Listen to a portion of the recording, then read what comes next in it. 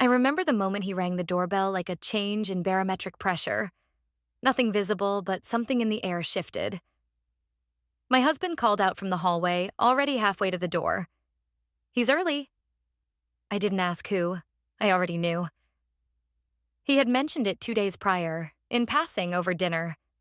"He just needs a place to crash for the summer," he'd said. "With the renovation and everything. You won't even notice him." I nodded. Not because I agreed, but because it was easier than dissecting yet another conversation that didn't include me as a person, only as a household function. And then he was here. Taller than I remembered. Shoulders that filled the frame of the door. A duffel bag in one hand, confidence in the other. His face had grown sharper, more angular than in the pictures from the old albums. But the way he looked at me, that didn't belong to a grandson. Not even a distant one. We did the dance of strangers in a shared space. Polite smiles, cautious steps. He moved like he was used to being watched, and perhaps that's what unsettled me. Because I watched. Not intentionally, not hungrily, but watchfully.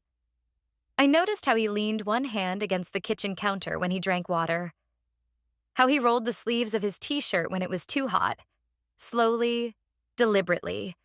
Like his body wasn't in a hurry. My body, however, was. My husband left early most mornings. Conferences, spreadsheets, buildings to manage. He kissed my temple in the same spot, like checking a box. There was no cruelty in him. No neglect I could name out loud. Just absence that had settled into a pattern so familiar it had become background noise. We hadn't fought in months.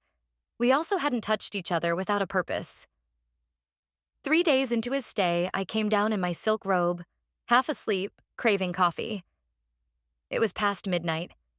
The floorboards didn't creak like they used to. My husband had replaced them last fall, but I still walked lightly, out of habit. The kitchen was dim, lit only by the blue LED glow of the fridge. He was there, shirtless, drinking water straight from the bottle. He didn't apologize for being there. He didn't move, just looked at me like he was expecting me. "You can't sleep either?" I asked, voice dry from disuse. He shook his head. "I like the silence. It feels honest." I wasn't sure what he meant, but I felt it. That strange honesty between two people not supposed to notice each other. I poured coffee just to have something to do. His eyes were on me the whole time. When I turned, cup in hand, he was still standing there. Still shirtless, still looking. It should have felt inappropriate. Maybe it did. But my spine didn't stiffen. My robe didn't tighten. I just stood, barefoot, caught in something unnamed. We didn't speak again. I walked past him to the hallway, cup warm against my palm, heart louder than my footsteps. I didn't look back. Not because I didn't want to, but because I didn't trust myself if I did. The next morning, I found myself choosing a different bra under my blouse. Not the comfortable one. The pretty one. Laced at the edges, the kind that made me feel like someone who remembered her body was more than utility. And when I stepped into the kitchen, I knew he noticed. Not from a stare, but from the stillness. The way he paused mid-bite, then kept chewing like nothing had changed. But everything had. It started with the laundry. Not the moment itself, not the kiss, but what came before. The way tension can build in folds and fibers. I had taken the laundry basket into the small room off the kitchen. More a converted closet than a proper utility room. Tight enough that moving inside felt like a negotiation. He followed with a stack of towels, offered wordlessly as if carrying something for me had already become part of his unspoken routine. I didn't ask for help, but I didn't send him away either. Maybe it was curiosity. Maybe I wanted to measure how close someone could stand behind you before it was considered something else. Maybe I was tired of pretending I didn't feel watched. The air in the room was warm, drier, humming softly. The scent of clean cotton mingled with something sharper. His deodorant, maybe, or just the heat of skin. He stood behind me, not touching, not quite breathing loud enough to notice, but there. I reached up to place a towel on the top shelf and felt his presence shift. Half a step forward, just enough for the hem of his t-shirt to brush the back of my arm. It could have been nothing. An accident. A misjudged movement in a cramped space. But I didn't move away. I kept my hand on the shelf a moment longer than necessary, and when I lowered it, my arm came down against his chest. He didn't flinch. I turned slowly, expecting him to step back. He didn't. There wasn't fear in his eyes, or confusion. Just clarity. Sharp, steady, like he had already imagined this 1,000 times in his mind and was now simply waiting for me to confirm it. There was a pause. Long enough to stop the world, short enough that I'd forget how I let it start. My pulse was loud in my ears. I told myself to say something neutral, to laugh, to diffuse it. Instead, I stayed still. Close enough to feel the heat between us, like static waiting for the switch. He lifted a hand, almost hesitantly, and tucked a stray strand of hair behind my ear. The back of his fingers grazed my cheek. I closed my eyes for just a moment. Not because I was overwhelmed, but because I wanted to feel what it did to me without distraction. Then the kiss. Soft, deliberate, not rushed.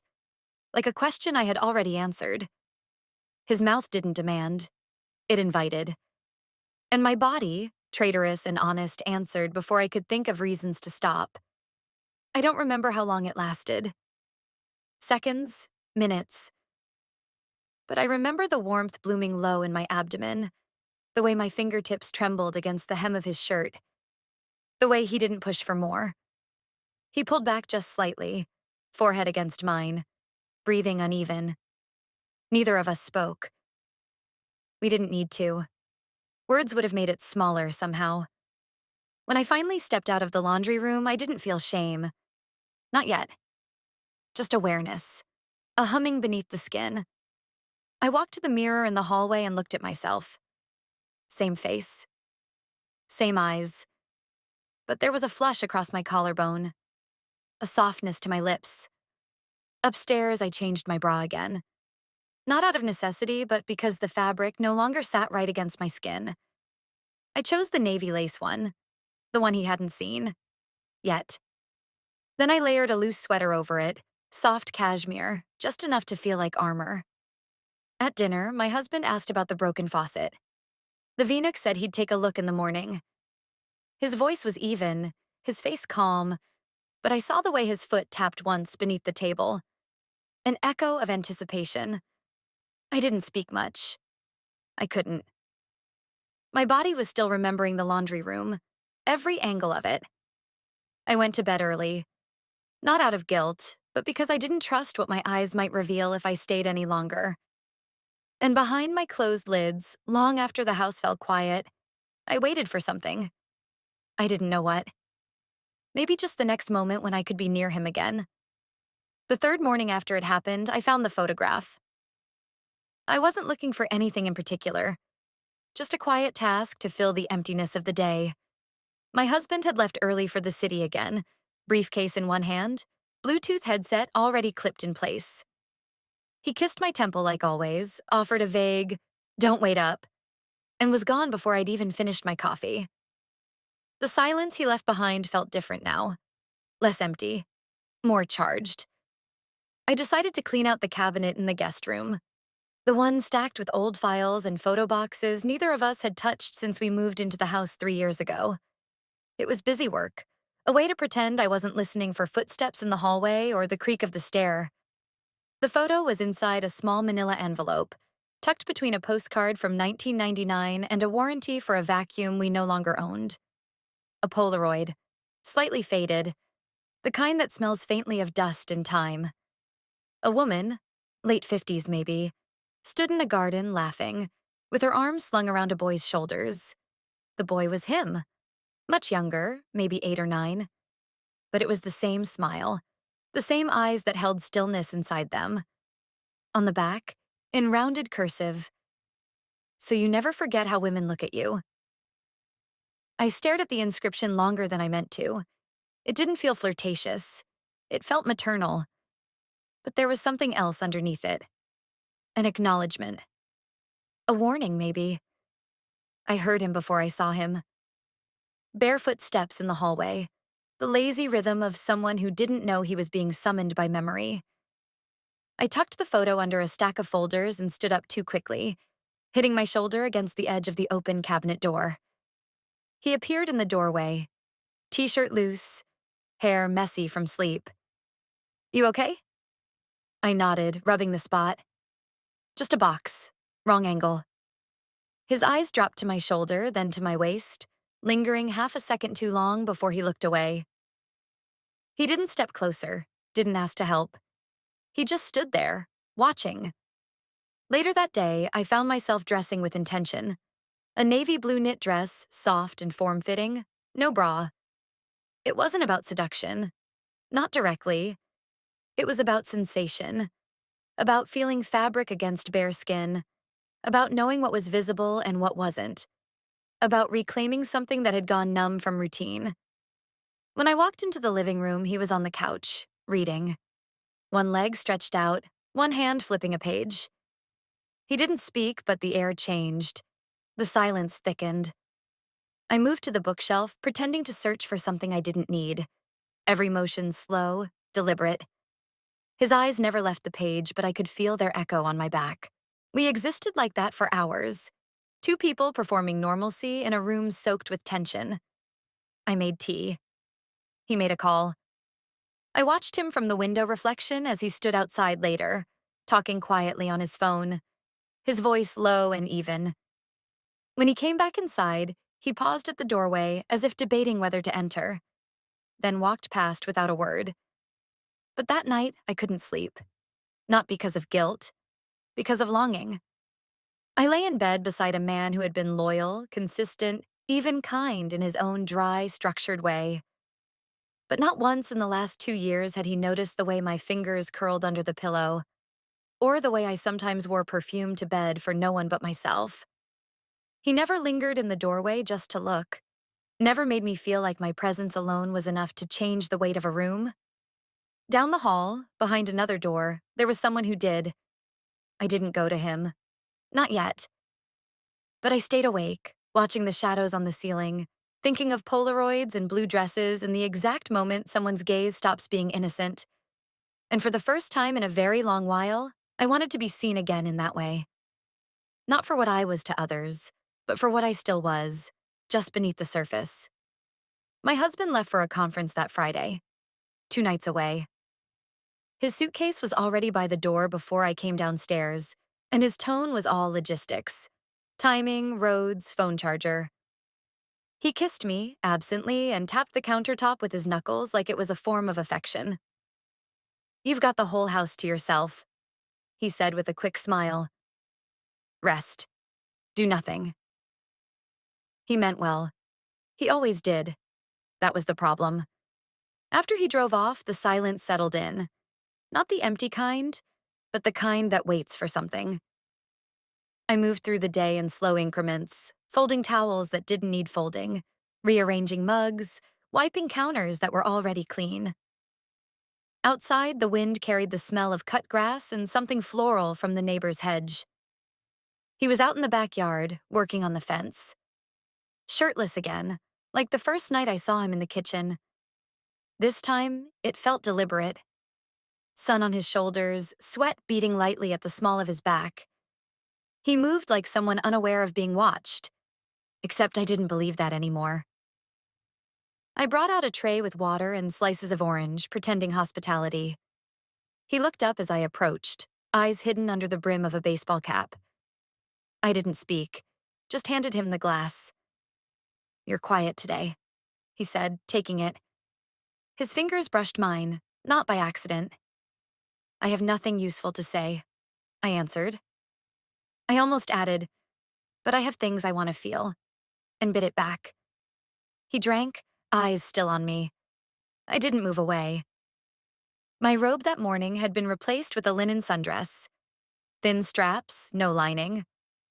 I had chosen it without thinking, or maybe with too much.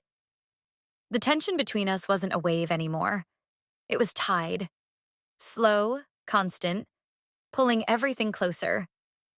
Later that afternoon, I watered the roses. The hose twisted beneath my feet, and I bent to fix it just as he rounded the corner from the side of the house. He paused, watching me. Water beaded on my calves. The dress clung to my hips, and I felt his attention before I saw it. I stood and met his gaze. He didn't smile. Neither did I. There was something in the stillness between us that said more than a conversation could have carried. An agreement, not of action, but of understanding. We were past pretending. That evening, I poured a glass of wine and sat at the edge of the deck while the sun began to slip below the rooftops. I didn't turn on the lights in the house. I liked the half-darkness.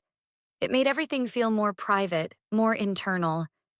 The kind of quiet that makes you notice your own heartbeat. I heard his steps before I saw him. He sat beside me, not asking if he could, the same way I didn't ask him to leave. We talked about nothing.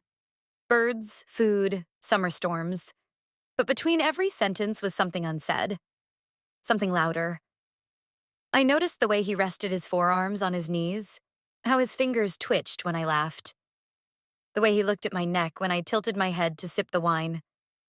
When we went back inside, I didn't lock the door. Not because I forgot. Because I didn't want to. I turned off the hallway light, walked upstairs, and stood in front of the mirror longer than usual. The dress slid off my shoulders in a soft sigh. I let it pool at my feet, stepped out, and reached for a robe. But not the thick cotton one. The thin satin one, black with lace around the hem. I wore it not for sleep, but for the possibility of being seen. Then I waited. Not in bed, but sitting by the window, pretending to read. I told myself it was just a night. But every part of my body was waiting for the sound of his steps on the stairs. He didn't come that night. I waited for hours, book unopened in my lap, robe clinging softly to my skin in the humid silence. Every creak in the house, every shift in the wind outside made me still, listening for the rhythm of his steps. But nothing. Only my own pulse, dragging slowly through the minutes. By morning, I felt stupid. Not because of what I had worn or what I had wanted, but because I had believed he would move when I hadn't moved myself. The night had asked me for something I wasn't ready to give, and now it had passed, untouched. I spent the early afternoon alone. I didn't see him around the house. I avoided the windows. If he was outside, I didn't want to know. I needed to regain the illusion of control, of choice. Needed to feel like I was directing something instead of being swept toward it. It was almost evening when he knocked softly on the frame of the open back door. I was thinking of driving out to the old house, he said. The one that used to belong to her? I knew who he meant. His adoptive grandmother, my husband's late stepmother, the woman in the Polaroid. He said her name the way people speak of furniture they never moved, present by default. He added, "There are boxes I haven't gone through. I thought maybe you'd want to see it."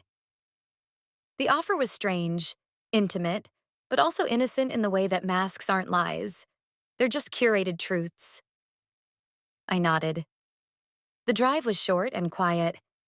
He didn't play music. I didn't fill the silence. We passed faded road signs, neighborhoods too familiar to notice. My hands rested in my lap, fingers interlaced, cold despite the heat. The house sat at the end of a quiet street, its shutters slightly crooked, yard overgrown with wild daisies and curled ivy. It didn't look abandoned, just paused. He unlocked the door with an old key and stepped back, letting me in first.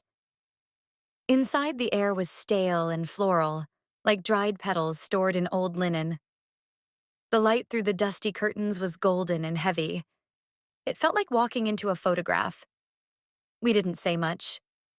He opened a few boxes, lifted out old scarves, photo frames, ceramic mugs still wrapped in paper. I drifted room to room, touching furniture with fingers instead of thoughts. There was no sound but our breathing and the occasional shift of the floorboards beneath his steps. In one of the rooms, probably hers, there was a vanity still standing by the window. On it, a brush with long brown hairs still tangled in the bristles.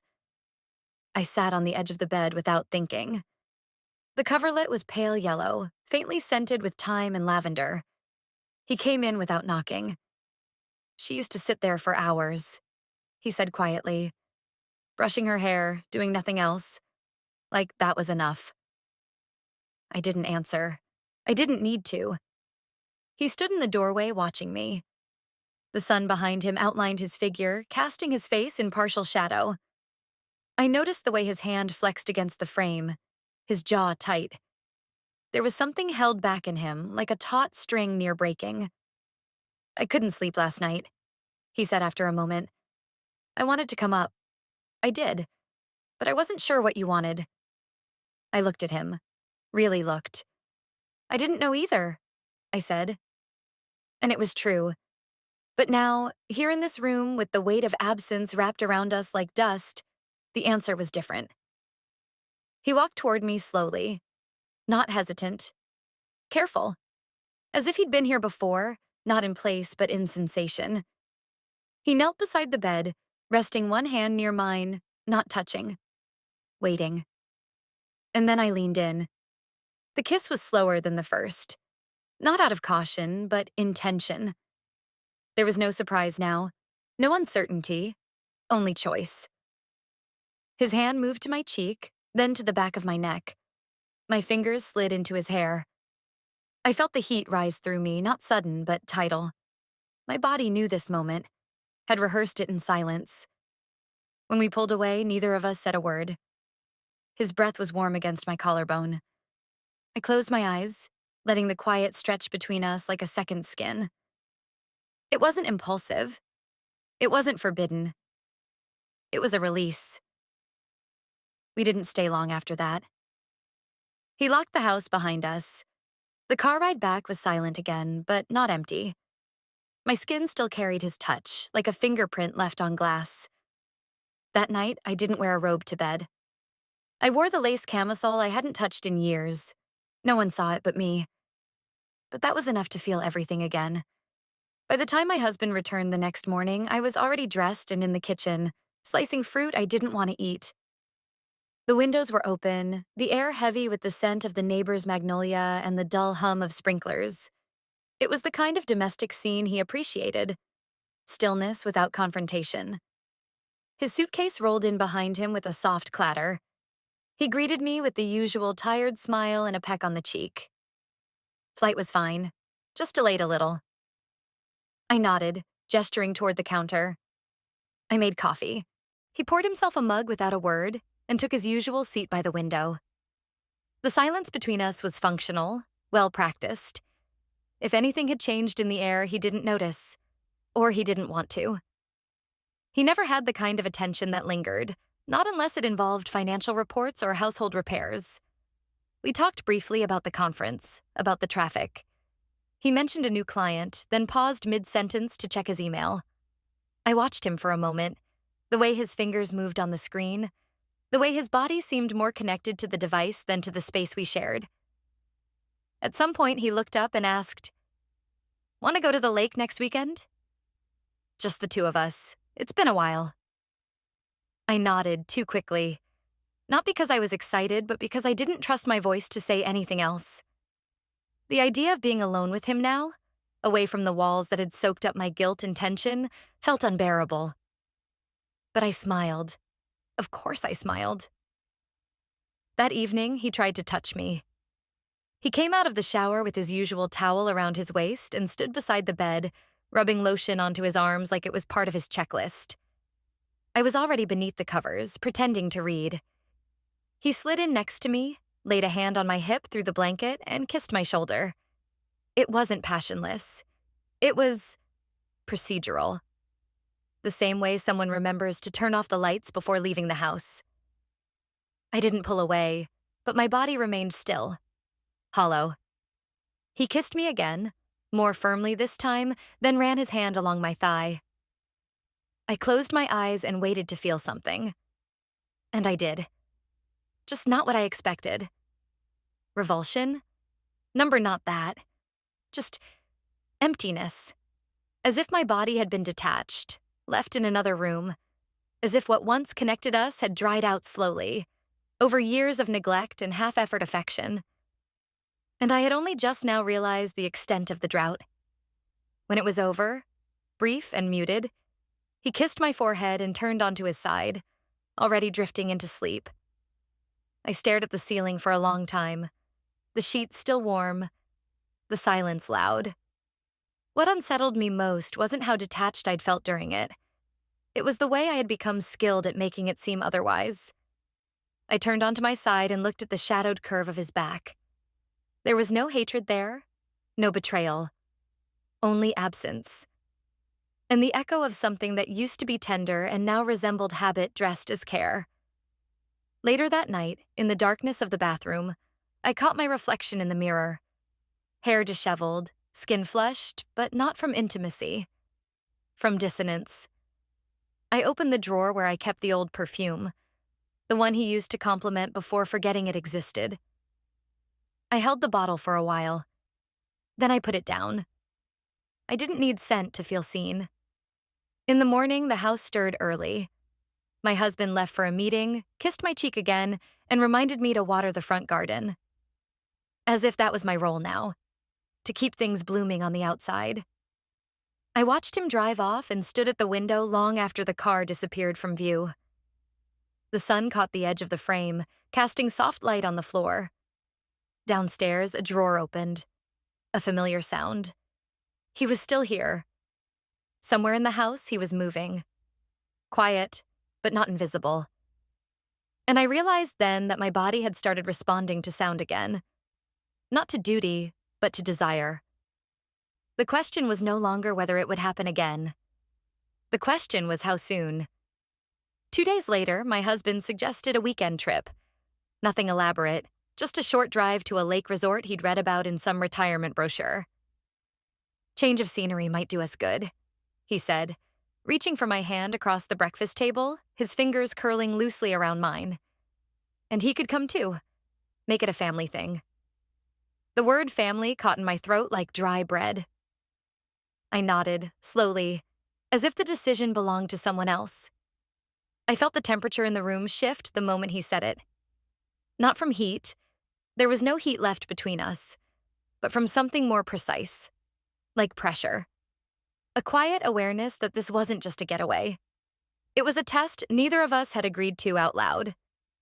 When I told him we'd be leaving Friday morning, he barely looked up from his phone. Sure, he said, voice level. Sounds good. His thumb continued scrolling, but I knew he felt it too. That weight, that proximity looming. The drive was silent except for the occasional directions from my husband and the scratchy hum of talk radio. I sat in the passenger seat, legs crossed, hands in my lap, eyes fixed on the road. He was in the back seat, earbuds in, pretending to nap. But through the rearview mirror, I could see his reflection. Eyes closed, lips parted slightly. Too still to be sleeping. The lake house was modest, rented through some vacation service. 3 bedrooms, pale wooden walls, a wide deck overlooking still water. It smelled of cedar and old towels, the kind of place meant to feel cozy but never truly lived in. We unpacked slowly. My husband busied himself with instructions for the grill, the thermostat, the water heater. He always felt more useful with small tasks. I watched him from the hallway, wondering when we had become 2 people who only touched when it was part of a routine. That evening, after dinner, my husband went to bed early, citing a headache and too much sun.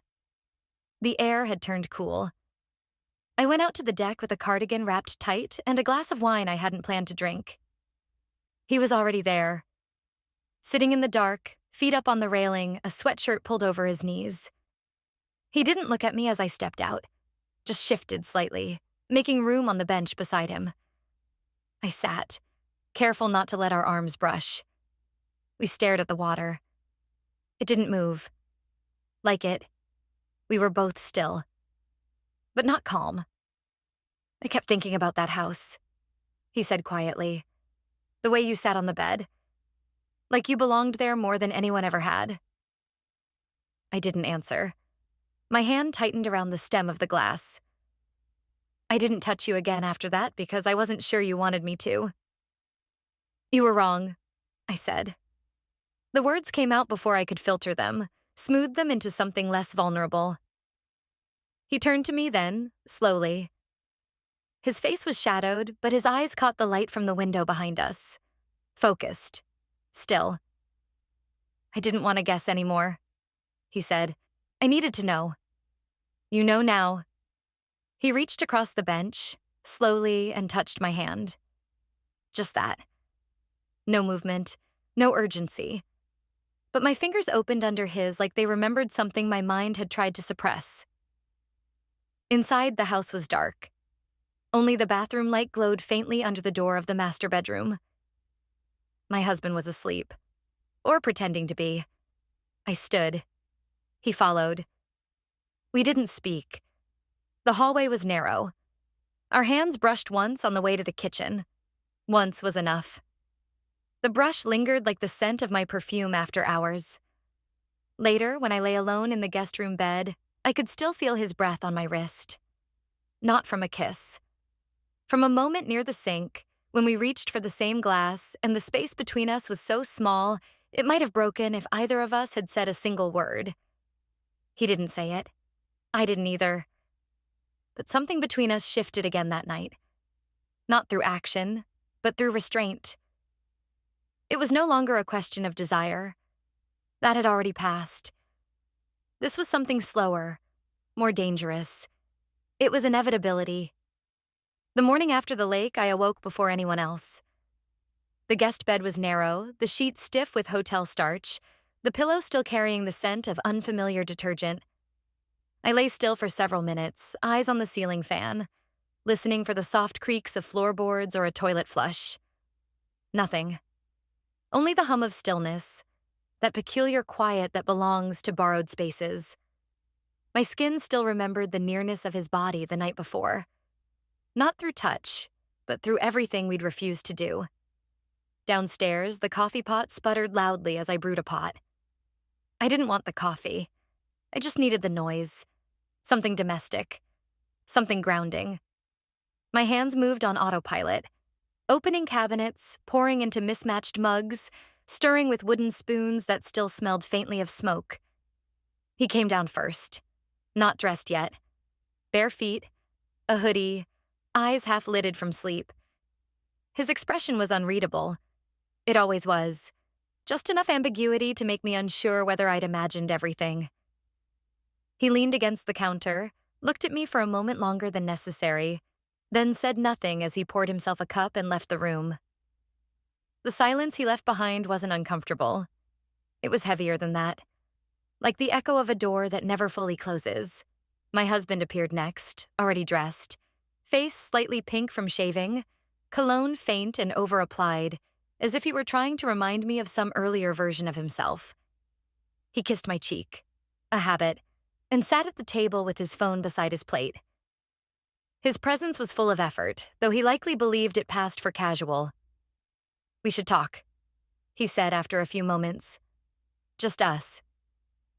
I didn't answer right away. I poured more coffee, though my cup was already full. When I finally sat, he met my eyes and offered a tight smile. I know things have felt off. I nodded once. Not an agreement, just acknowledgement. I don't think I've been what you needed lately. He said it like he was confessing to forgetting to take the trash out, not like a man addressing the unraveling of his marriage. You've been consistent, I said. He winced slightly.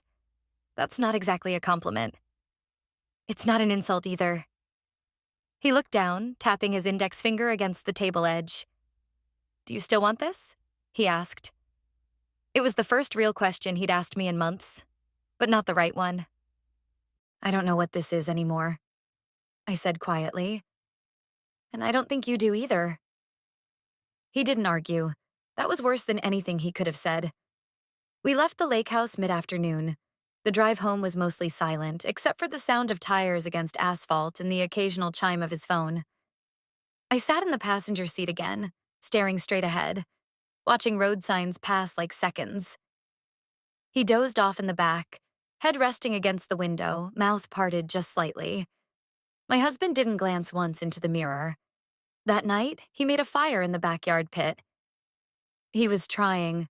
I'll give him that. Brought out a bottle of wine we hadn't touched since the last New Year's Eve, unwrapped 2 dusty glasses, lit citronella candles. I sat across from him in a sweater and jeans, feet tucked under me, body closed. He asked questions about the lake, about the neighbors, about whether we should repaint the garage door. I answered, briefly, enough to keep the illusion of dialogue. When he went inside to get more wood, I stayed by the flames, gaze unfocused. The light flickered over my skin, warming only the surface. And then I heard a step behind me. "I left something in the car," he whispered. It was barely audible. But the voice wasn't my husband's. I didn't turn around. The door shut again, quietly. My breath caught, not from fear, but from something worse. The knowledge that I hadn't stopped it, that I didn't want to. Later that night, when the house fell quiet, I sat in bed with my knees to my chest, lights off, eyes wide open. I thought of what he had said that morning. "Do you still want this?" And I thought of the real question hiding inside it. "Do you still want me?" But what haunted me wasn't that I didn't know the answer. It was that I might have already made the decision without ever saying a word. The morning light slipped through the blinds in soft lines, stretching across the floor like quiet consequences. I woke before my husband again, his breathing deep, back turned, the covers pulled up to his shoulders as if they could shield him from what was unspoken. I moved through the room silently, dressing with care that felt almost ritualistic. Not for him, not even for the one who had taken up too much of my thoughts. For myself. A thin gray dress, modest in length but clinging just enough to feel deliberate. Underneath, the black lace set I hadn't worn since the year we moved into this house. A choice. A reminder. That I still had choices. Downstairs, the kitchen felt colder than usual. I made tea instead of coffee. Something softer. Something that didn't carry the weight of habit. The steam rose slowly, curling in the stillness. My phone sat on the counter beside the mug. I stared at it for longer than I should have. There were no new messages, but I didn't need one. The message had already been delivered. Days ago, without sound, through a glance, through a moment when our hands touched by the back door and neither of us flinched. When he whispered that we could leave, just like that. And I hadn't said no. I hadn't said yes either. That was what haunted me most. Later that day, while my husband was at his desk, immersed in emails, I found the envelope. Thick paper, handwritten, no address. Just a folded note tucked beneath the edge of the fruit bowl. As if he hadn't wanted to leave it in my room. As if the kitchen somehow felt more neutral. It wasn't long. Just a few lines. "You don't have to decide now. But if you ever want something that's real, I'm not going to pretend anymore. You know where to find me." No signature. He didn't need one. I sat with it for nearly an hour. The kettle boiled twice. The mail arrived and was left unopened. Somewhere upstairs, my husband cursed under his breath at a spreadsheet error. And I remained in that chair, note in hand, heart steady in a way that felt unnatural. Like the storm had passed and all that was left was the wreckage in the sky. What surprised me wasn't the offer. It was how much I wanted to take it. It wasn't about leaving. Not really. It was about what I would be stepping toward, not what I'd be running from. For the first time in years, someone saw the version of me I had buried under routines and reassurances. And that version, the one who still longed for sensation, for presence, for truth, was clawing her way back to the surface. Upstairs, a door shut. My husband came down with a folder in hand, asked about dinner. I nodded, said we could order something in. He smiled faintly, distracted, and walked out to the garden to check the sprinklers. The same path he walked every weekend. The same pause he always took by the roses, as if he actually cared how they bloomed. I went to my room, sat on the edge of the bed, opened the drawer and pulled out an old envelope of my own. One that had once held letters he wrote when we were newly married. I didn't read them, just ran my fingers over the ink impressions, wondering where that man had gone.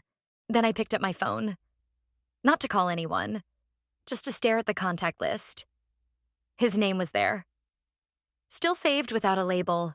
No emoji, no surname. Just 5 letters. Simple. Weightless. But as I hovered over it, I felt the full gravity of everything unspoken between us.